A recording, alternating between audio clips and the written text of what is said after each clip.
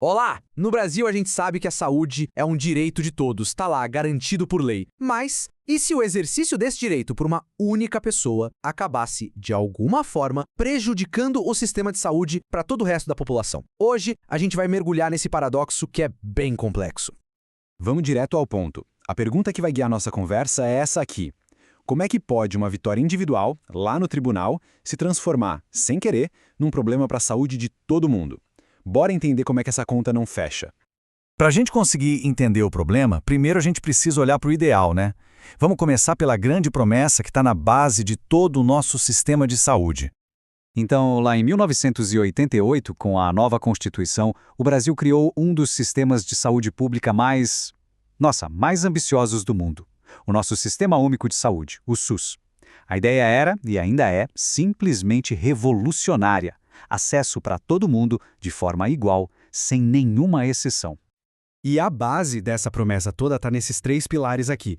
Universalidade, para garantir que todo mundo seja atendido. Igualdade, ou seja, o acesso tem que ser pela necessidade da pessoa e não pelo dinheiro ou status que ela tem.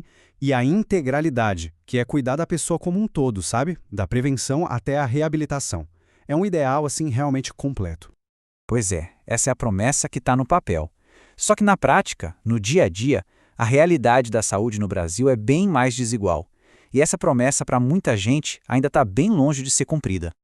Olha só que contraste. Esses dados de 2013 já mostravam que a expectativa de vida na região sul era de quase 77 anos, enquanto isso, lá no norte, era de pouco mais de 71.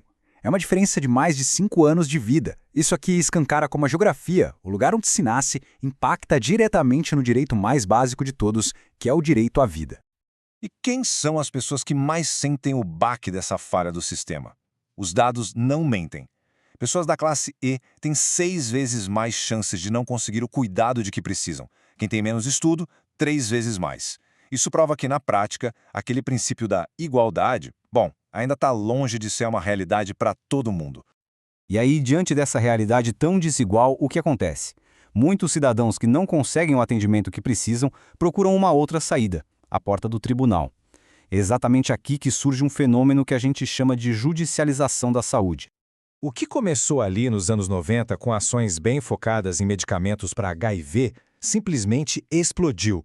O Supremo Tribunal Federal, o STF, consolidou esse direito no ano 2000. E olha só o salto. Entre 2008 e 2017, o número de processos de saúde cresceu 131% em 17 estados. Virou um fenômeno nacional. Mas afinal, o que é essa tal de judicialização da saúde?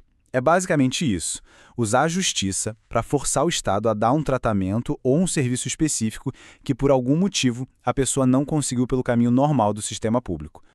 E aqui tem um ponto que é crucial.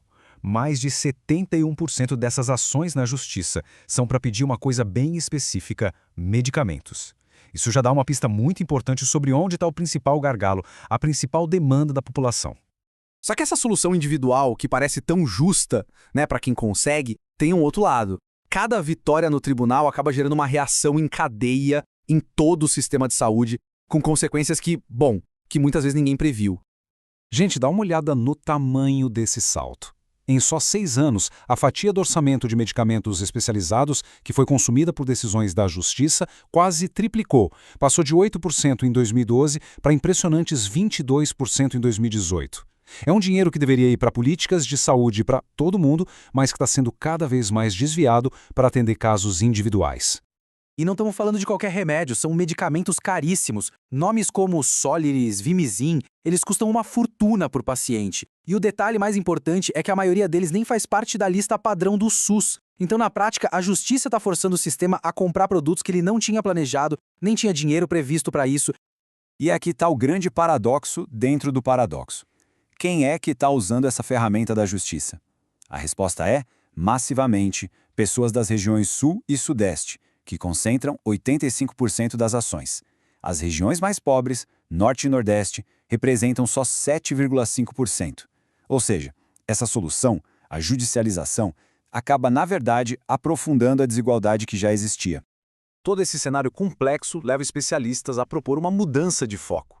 A ideia é, em vez de buscar uma justiça para cada caso, um por um, a gente precisa começar a pensar numa justiça para o sistema como um todo. É a passagem do que eles chamam de microjustiça para macrojustiça. Essa tabela aqui ilustra a diferença de um jeito brilhante. A microjustiça, ela olha para a árvore, a necessidade de uma pessoa. Já a macrojustiça olha para a floresta inteira, a saúde da política pública, que afeta todo mundo. Enquanto uma pode, sem querer, gerar mais desequilíbrio, a outra busca a equidade, a justiça para a população inteira. E é fundamental entender isso aqui. A macrojustiça não é contra o direito do indivíduo. Muito pelo contrário. O objetivo é construir um SUS tão forte, tão funcional, que a necessidade de entrar na justiça para conseguir um tratamento se torne uma exceção e não a regra, como vem acontecendo. E como é que se chega lá? Bom, o caminho passa por um controle mais rigoroso de como as políticas públicas são feitas, garantindo que o dinheiro seja bem usado e, o que é crucial, atacando as causas dos problemas de saúde, como falta de saneamento, moradia ruim, baixa renda. A saúde, afinal, vai muito além do hospital. E tudo isso nos traz de volta à questão central. Se a busca pela justiça individual está, ironicamente, aprofundando a injustiça coletiva, talvez a verdadeira solução não esteja no tribunal. A pergunta que fica para a gente pensar é: será que o financiamento adequado e uma gestão eficiente do SUS não seriam, no fim das contas, a forma mais pura e eficaz de fazer justiça para todos? Fica aí a reflexão.